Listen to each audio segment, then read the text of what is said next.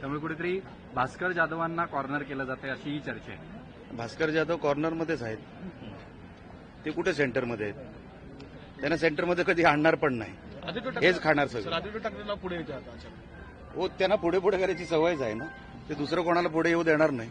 पण आदित्य ठाकरे डिनाय करतायत, म्हणतायत की असं काही नाहीये.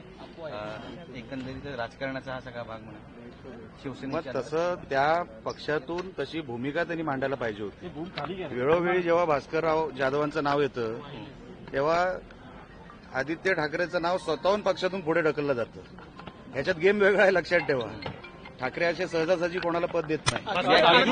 या गेममध्ये बिन कोण होणार? 22 आमदार शिवसेना शिंदे गटाचे ज्योतिष आहेत का ते? ज्योतिष आहेत, त्यांचे किती राहिले? त्यांचे 20च आहेत ना. त्यांनी नको त्या विषयामध्ये हात घालू नये. विधायक कुठल्या तरी चांगल्या सोशल विषयावर कुठेतरी चर्चा करा. नको त्या विषयांमध्ये जिथे आपली ताकद नाही तिथपर्यंत बोलू नये. अर्जुन खोतकर आज असं म्हटलेले आहेत की आचारसंहिता भाजप पाळत नाहीये आणि आम्हाला नियम पाळायला सांगताय. बघा, आचारसंहिता जर कोण पाळत नाही, निवडणूक आयोग आहे ना त्याच्यासाठी. निवडणूक आयोगाकडे तक्रार करा. आम्ही केलीच होती ना, तुम्ही का नाही करत निवडणूक आयोगाकडे? भास्कर जाधवांनी तुमच्याबद्दल प्रश्न विचारला असता, ते म्हणतात सकाळ सकाळ अशा प्रश्न कशाला? काय म्हणताय? तुमच्याबद्दल प्रश्न विचारला असता, सकाळ सकाळ हे प्रश्न कशाला? सकाळ सकाळ माझं पण तेच म्हणणं आहे, त्यांचं नाव सकाळी सकाळी माझ्यासमोर का घेत आहे?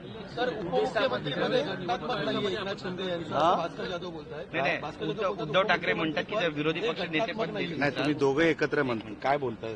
उपमुख्यमंत्री पद जे आहे ते घटनात्मक नाहीये. विरोधी पक्ष नेते पद हे घटनात्मक आहे, त्याला अधिकार आहे. उपमुख्यमंत्री पदाला कुठलेही अधिकार नाही. कोण म्हटलं? भास्कर जाधव. बघा, 3 अधिवेशनं झाली ना, हे 4थं अधिवेशन आहे. कोण घटनात्मक आहे, कोण घटनात्मक नाहीये, हे सभागृहामध्ये एकदा होऊन जाऊ द्या ना.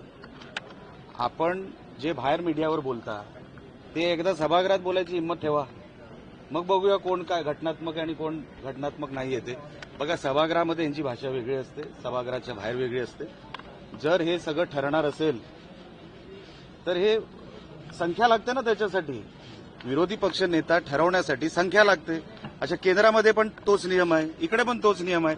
पहिलं भास्करराव जाधवांनी अभ्यास करून घ्यावा की घटना काय म्हणते आणि त्याच्यावरती आकडेवारी फार महत्वाची असते. आकडेवारी असती तर तुम्हाला हे मिळालं असतं. ठाकरे हे भास्कर जाधवांना खेळवतात कसं?